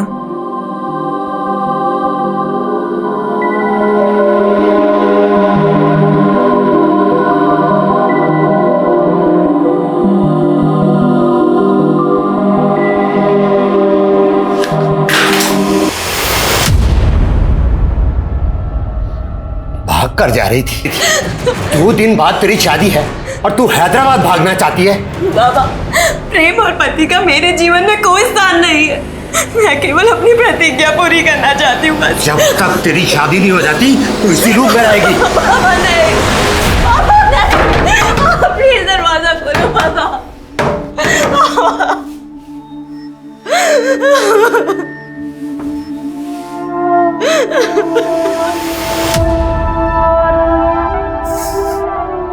हैदराबाद हैदराबाद बोलते हो तो ये कौन से नागलोक में चली गई? अगर तू नागिन का अवतार थी तो मुझे क्यों नहीं बताया? मैं तेरी कभी शादी नहीं होने देता। माया के पिता भ्रमित होकर अब ये सोच रहे थे कि माया नागिन ही होगी या राज कुछ और भी था। माया का पति, ससुर, देवर और प्रेम कुमार ऐसे सस्पेक्ट थे जिनके पीछे पुलिस लगातार लगी हुई थी। मौनी बाबा को इन्वेस्टिगेट करना इतना आसान नहीं था। उसके फॉलोअर्स इतनी बड़ी तादाद में थे कि पुलिस की एक भी चूक इस केस को भयानक रूप दे सकती थी। तो क्या खुद माया ये स्वांग रच के गायब हो सकती थी? पुलिस को इस एंगल में कुछ भी नहीं मिल रहा था। तो आखिर वो कौन से अपराध का लोग था जो एक जीती जागती लड़की को निगल गया था? सर, एंटी नार्कोटिक्स से पता चला है कि प्रेम कुमार बहुत बड़ा ड्रग पैडलर है। सर, एंटी नार्कोटिक्स सेल वाले पिछले 2 महीने से प्रेम कुमार को ढूंढ रहे हैं। और मुकेश? सर, उनका कहना है कि मुकेश प्रेम कुमार का राइट हैंड है और 3 दिन पहले बाड़मेर में ड्रग्स की बहुत बड़ी खेप भी हुई है। और इस मुकेश का फ़ोन बाड़मेर में बंद हुआ था और उसने आखिरी कॉल किसी आनंद कुमार को किया था। ये आनंद कुमार कौन है, कुछ पता चला? हाँ सर, बाड़मेर पुलिस से मेरी बात हुई है। सर, उन्होंने कहा है कि आनंद कुमार बाड़मेर का एक और बाबा है जो मिर्ची बाबा के नाम से विख्यात है और नागों की पूजा करता है। तो क्या माया को नागिन बनाने की साजिश में ये मिर्ची बाबा भी शामिल है? और पूरे चांसेस हैं कि माया को बाड़मेर में किसी सीक्रेट प्लेस पर बंदी बनाकर रखा गया।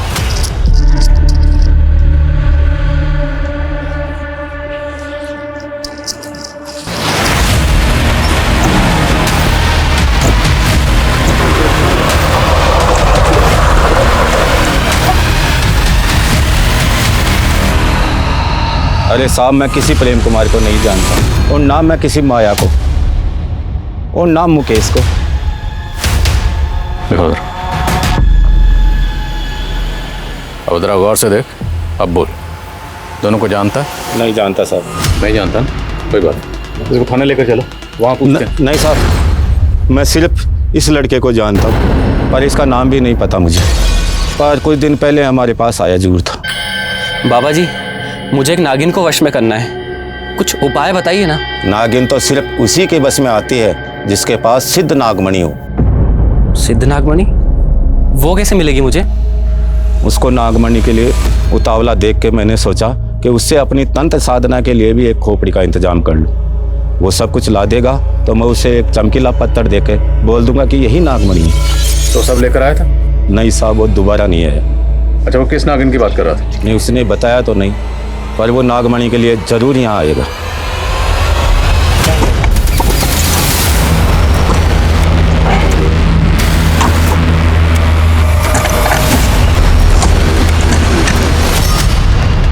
किसी को पता नहीं चलना चाहिए, हम यहाँ पूछताछ के लिए आए थे, लेकिन इस पर नजर रखो, मुकेश यहाँ नागमणि के लिए जरूर आएगा।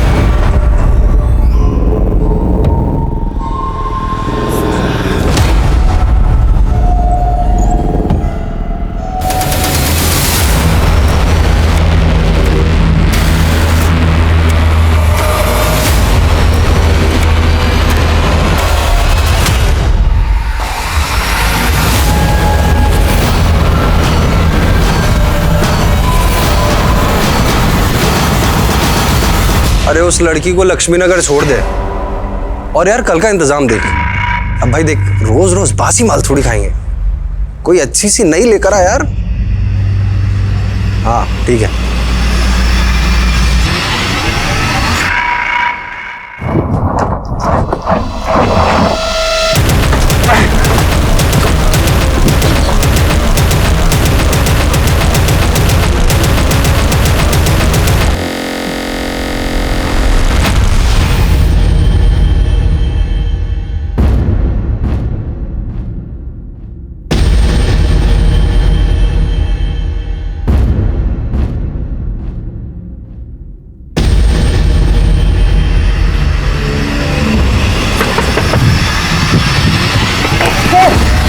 चल, बाबा का प्रसाद अब तुझे खाने मिलेगा।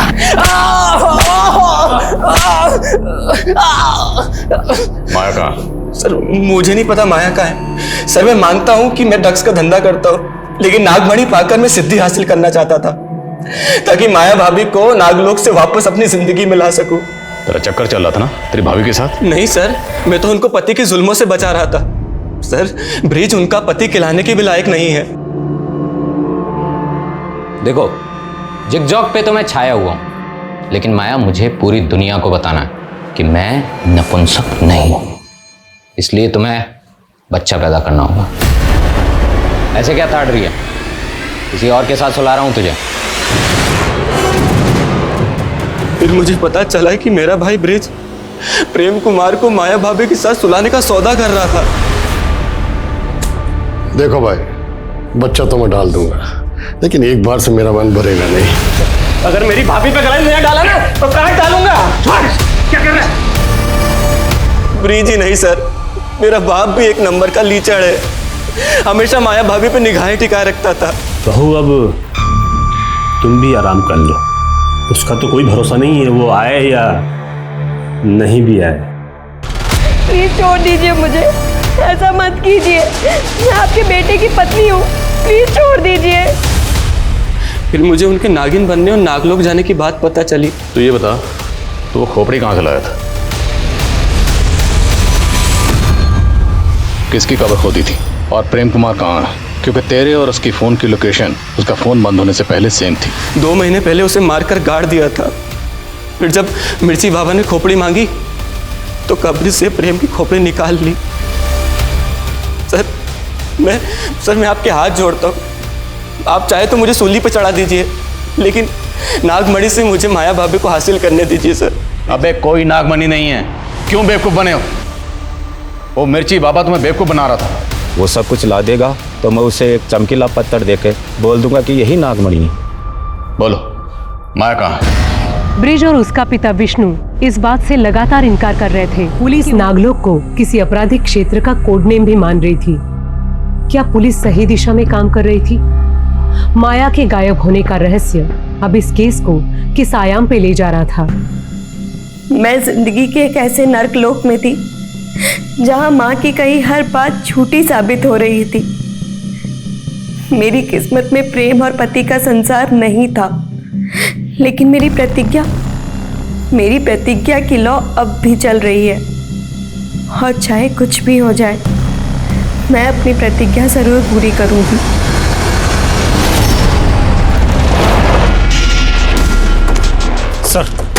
सर आपको भाई एक राहगीर ने इस आदमी की लाश को देखा। सर लाश को देखकर ऐसा लग रहा है कि 1-2 दिन पहले इसका मर्डर हुआ है।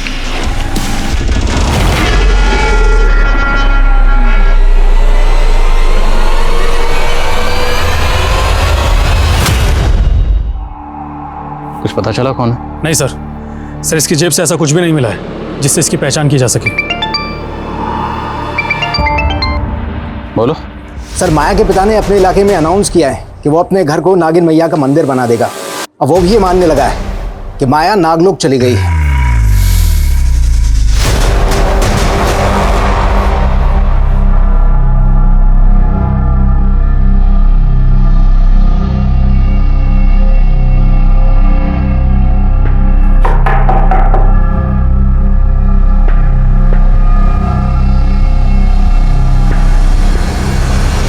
ये सब क्या है? आपने भी अपनी बेटी माया की पूजा शुरू कर दी? इतने दिनों में आप माया का कुछ पता ही नहीं लगा पाए। तो मैं क्या करूं? मुझे लगा कि कहीं मैंने अपनी बेटी की शक्तियों का अनादर किया और मुझे परलोक में दंड भुगतना पड़ा तो। आप वाकई इतने सीधे हैं या सीधेपन का नाटक कर रहे हैं? नाटक नहीं कर रहा मैं, नाटक नहीं कर रहा। मेरी बेटी के चले जाने पर गलसा हो गया। मैंने हमेशा अपनी बेटी की इच्छाओं का अनादर किया।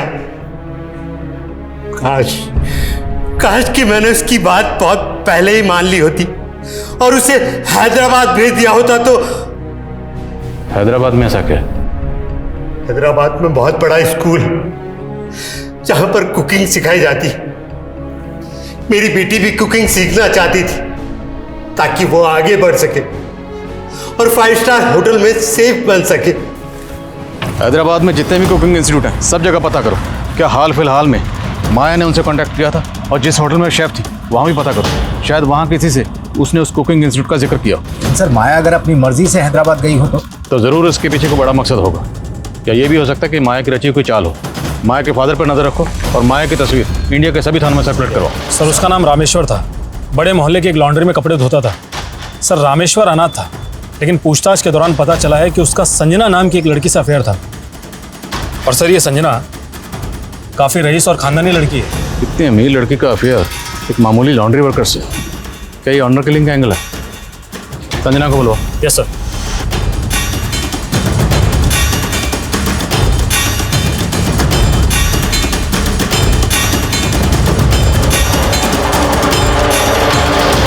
सर मेरा और रामेश्वर का कोई अफेयर नहीं था, आपको किसी ने झूठ बोला है। कहीं आप तो झूठ नहीं बोल रहे अपनी फैमिली या किसी और को बचाने के लिए? सर रामेश्वर मुझे बहुत परेशान करता था। सर इवन उसने तो मुझे किडनैप भी।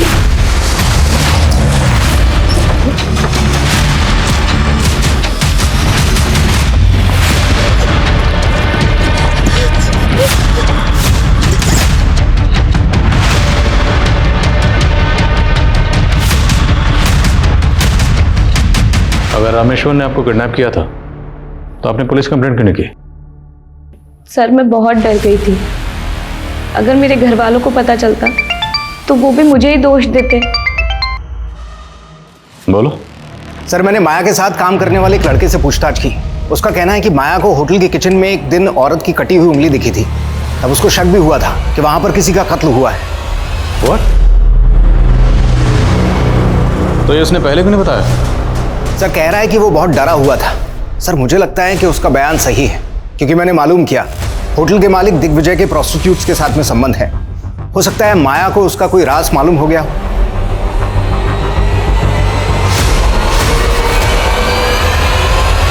सर फॉरेंसिक टीम किचन में लेके जाए। चलिए। सर माया ने वो सब कुछ मुझे भी बताया था, पर वो उसका वहम था। वहम था या हकीकत, ये तो फोरेंसिक पता लगा लेगी। ध्यान रहे खून के धब्बे कितने भी पुराने क्यों ना हो, सब पता चल जाएगा। फिलहाल आप ये बताइए कि आपके पतिदेव कहाँ हैं? दिग्विजय।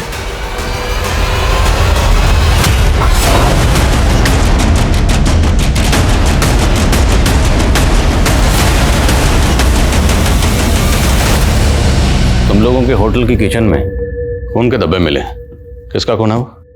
साहब हमारे यहाँ तो नॉनवेज भी बनता है, तो हो सकता है किसी जानवर का खून हो। फॉरेंसिक ने चेक किया, किसी नुक्कड़ के कसाई ने नहीं। इंसान और जानवर का फर्क समझते हैं। बोलो किसका खून? नहीं। सब मैंने नहीं मारा उसे, ये सब इसकी करतूत है। सब इसे सेक्स की आदत है, जानवरों की तरह नोचता था मुझे, तो मैंने अपनी खैर मनाने के लिए प्रोस्टिट्यूट के साथ सोने को बोल दिया। साहब मैंने उस प्रोस्टिट्यूट की बॉडी को काटकर ठिकाने लगा दिया था, लेकिन ना जाने वो उंगली माया ने कैसे देख ली। माया को तुम लोगों के राज का पता चल गया, इसलिए तुम लोगों ने माया को गायब कर दिया। वो तो नाग मैया बन गई थी, फिर हम उसको कैसे गायब कर सकते हैं? सब लोग बोल तो रहे कि वो नागलोक चली गई है।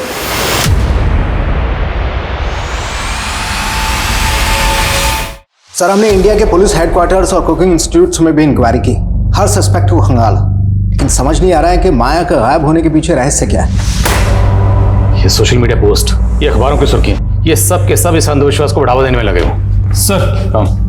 सर काफी पूछताछ करने के बाद रामेश्वर के एक दोस्त के बारे में पता चला है जो कि फिलहाल गायब है। कौन दोस्त? सर किरण। सर रामेश्वर के सोशल मीडिया अकाउंट पर उसका फोटो मिला।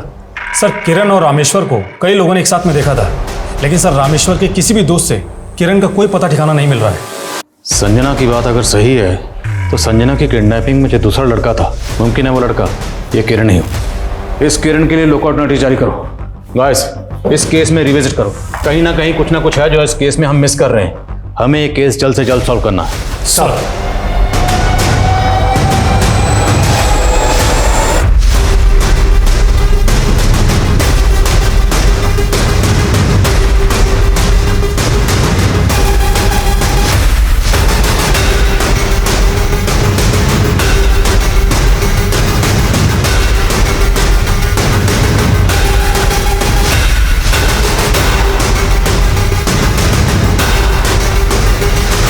सर माया के केस से जुड़ी कोई नई इन्फॉर्मेशन तो नहीं मिली हमें, लेकिन एक दूसरे केस में रामेश्वर के दोस्त किरण के बारे में काफ़ी बातें मालूम चली है। सर ये किरण एक नाटक मंडली चलाया करता था जो कि काफ़ी समय पहले ही बंद हो गई, लेकिन सर इसके एक रिहर्सल रूम के बारे में पता चला जो कि अजमेर में है।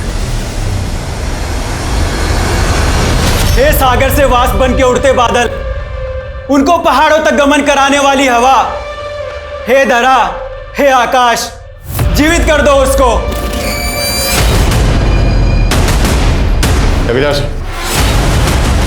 चल छोड़ दो मुझे, चल अब तो उसको जिंदा करना, छोड़ दो, चल छोड़ो हमें।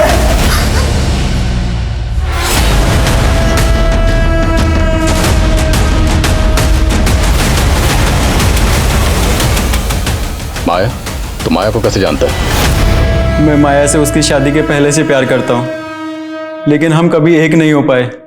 फिर एक दिन अचानक से वो मुझे मिली। प्रेम में ये जरूरी नहीं कि प्रेमी मिले, पर मैं इस नियति को नहीं स्वीकार कर पा रही कि मैं 5 स्टार होटल की शेफ नहीं बनी। और मेरी जिंदगी का सबसे बड़ा दुख तो ये है कि लोग मुझे शापित कहते हैं। वो बहुत दुखी थी। उसके पति ने उसका सौदा करना चाहा, लेकिन फिर भी वो मेरे साथ नहीं भागी। फिर उसको सहारा देने के लिए मैंने एक खुरापात की। मैं मोनी बाबा का भक्त था। उसने बोला मैं बहुत बड़ा कलाकार बनूंगा, लेकिन सब झूठ। इसलिए उसका भांडा फोड़ने के लिए मैंने पहले से उसके पापों का वीडियो बना रखा था। किस किस के साथ सोए हो हम सब बता देंगे दुनिया को। मेरी धमकी से डर के उसने माया को नागिन मैया बना दिया ताकि मैं उसके साथ में भाग जाऊं और लोगों को लगे कि वो नागलोक चली गई है। लेकिन जैसे ही वो नागिन बनी, मैं खुद उसकी प्रसिद्धि देखकर चकित रह गया और उसको वहां से भगा लाया।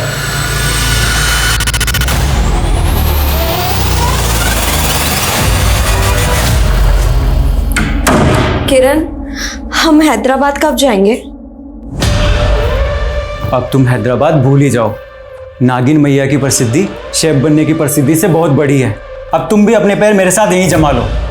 इतना चढ़ावा आएगा ना कि सारा कड़की खत्म हो जाएगा। मतलब तुम भी मुझे इस जंजाल में बांध कर रखना चाहते हो, सिर्फ अपने स्वार्थ के लिए?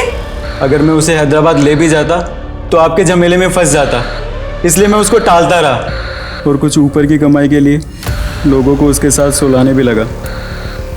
और जब वो तेरी गिरफ्त से भागना चाह रही थी तो ने मार दिया उसको। साहब, मैंने माया को नहीं मारा, लेकिन उसको भगाने में रामेश्वर की मदद ली और रामेश्वर को अंधविश्वास दिया कि अगर वो नागिन मैया की सेवा करेगा तो रईस बन जाएगा। लेकिन उसकी गर्लफ्रेंड ने उसको छोड़ दिया। कहने लगा कि वो सब कुछ पुलिस को बता देगा। फिर इसी शर्त पे माना कि जिस तरह से हमने माया को उठाया था उसी तरह से संजना को भी उठा ले। और उसके बाद जब मैं माया को देखने पहुंचा तो मैं फिर से अपना प्रेम नहीं खोना चाहता था और मैं एक ऐसी विद्या पे शोध कर रहा था जिससे मुर्दाओं को फिर से जिंदा किया जा सकता है। मैंने माया को नहीं मारा सर।